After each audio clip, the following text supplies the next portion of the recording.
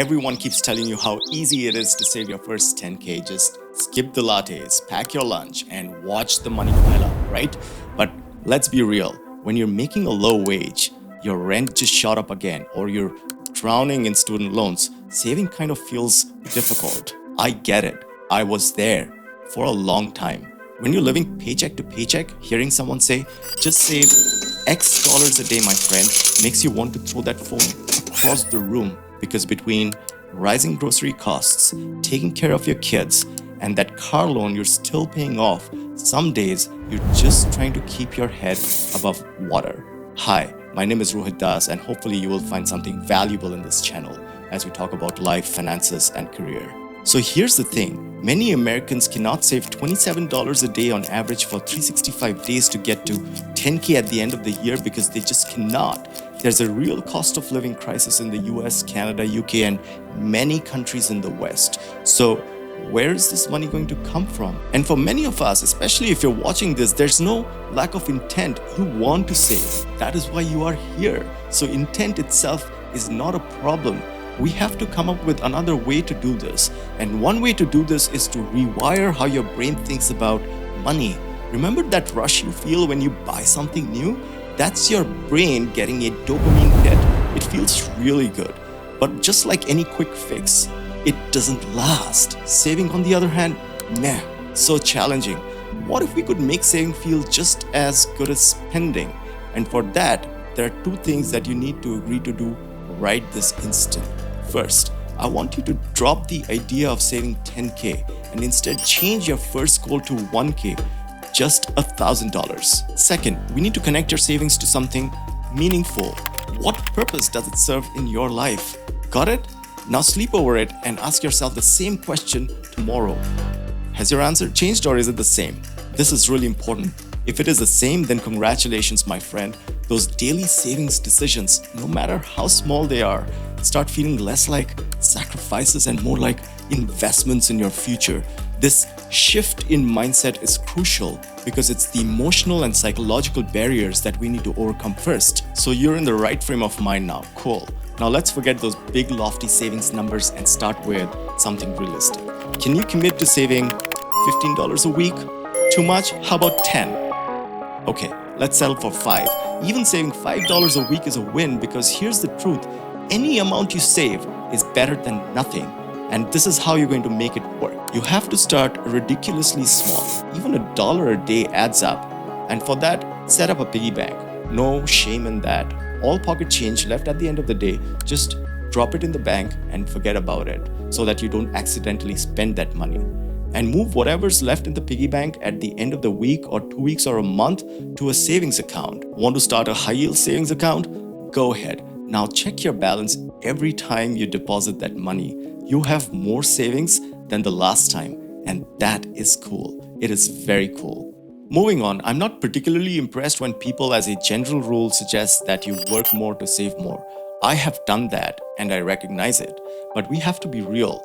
Telling someone to just work more when they're already exhausted and their day is maxed out isn't productive nor helpful. Instead, let's look at money that's kind of already slipping through the cracks. Those sneaky subscriptions you forgot about, that phone plan with 150 gigs of data that you barely use. Companies count on you not checking those regular expenses. So check what subscriptions you have, unsubscribe from those that you don't need, and share subscriptions where you can with other friends and members of your family. Second, call your phone or internet company and negotiate. They'd rather keep you than lose you. I do it with my internet provider every year because they like to raise rates. It is a pain, but it's worth it. And 4 out of 5 times I've been successful in keeping the rate as is. Check if you're eligible for any government benefits or assistance programs.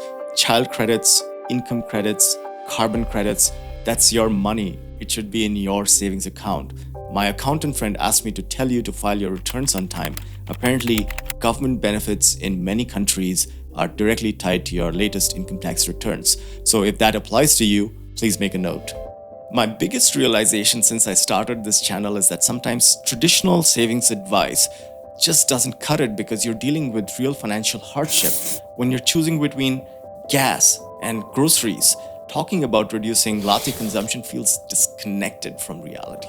If you find yourself in this situation, your goal for today, at least for today, isn't to save big, it is to protect what you have and find creative ways to reduce expenses without sacrificing the quality of your life any more than what you currently lead.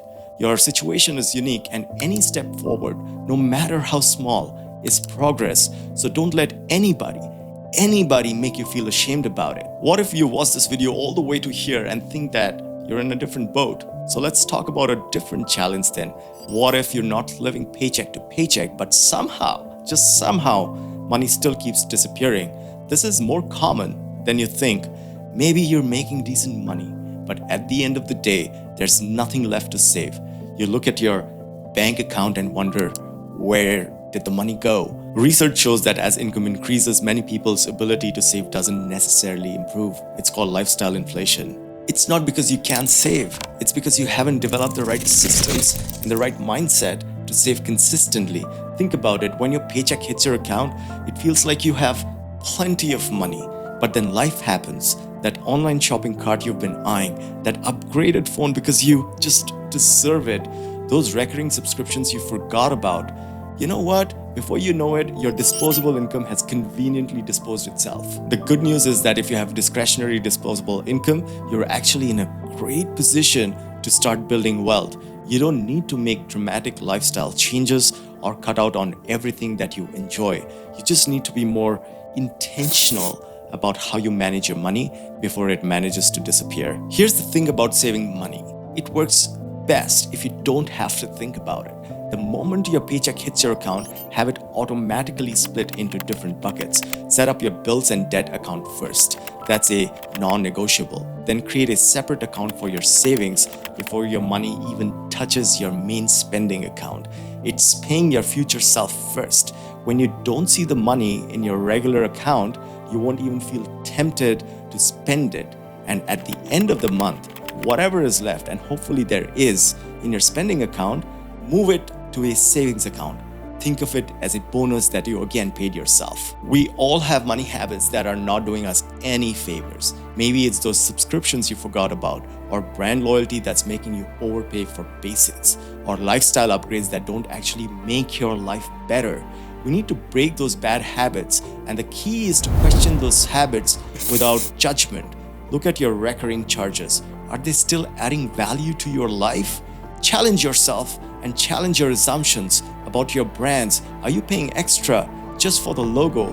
And before you upgrade to anything in your life, ask yourself if it is really going to improve your daily experience or if it's just temporary satisfaction. And here's what both groups need to remember. You're not depriving yourself or following someone else's timeline or formula. You're building a foundation for your own future, and every step forward, no matter how small, it all counts. The hardest part isn't the math, it's the mindset. Once you make that shift, once you have connected your savings to something bigger than just a number in your bank account, those daily financial decisions become much easier to make. Start where you are, use what you have, and do what you can. Your future self will thank you for it. Subscribe if you found this useful, share it with someone who needs to hear this, and see you on the next one.